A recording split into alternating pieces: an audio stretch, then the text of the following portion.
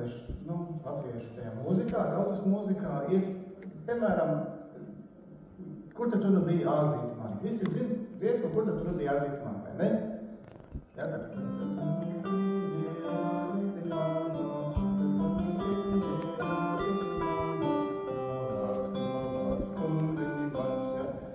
Bet ir ērgļos pierakstīta dziesma, kur tad tu nu biji Āzīti mani, pavisam citu melodiju. Un to mēs varētu notiekāt. To mēs varētu izpētīt un saprast, kādas ir šīs dziesmas. Bet ir, protams, daudz dažādu stāstu, un ir daudz dažādu dziesmu, un ir daudz dažādas mūzikas, ko ar kokli var spēlēt. Kokli ir mans instruments, mans mīļākais instruments, ko es esmu spēlējis no jaunības. Un stāsts man sākās ar to, ka sēdēja bija radioraidījums no Tautas krātā dziesmu pūra. Es ar folkloru nebiju pazīstams nemaz. Bet man ļoti patika tā melodija. Ieklausieties jūs arī.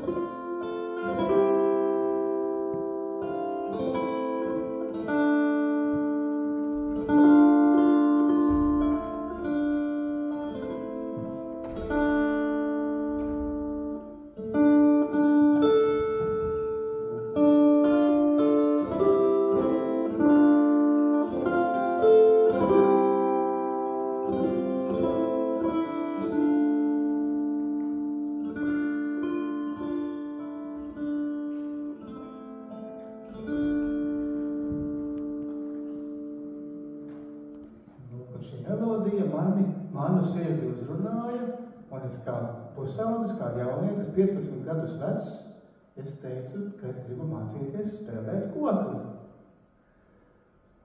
Un tā tas mans ceļš sākās ar to. Un tad es sāku mācīties, pamazām iemācījos dažādas skaistas jaukas dziesmas, un atklāju, ka kokle ir vīriešu instruments. Senākos laikos spēlē koklis tikai vīrieši.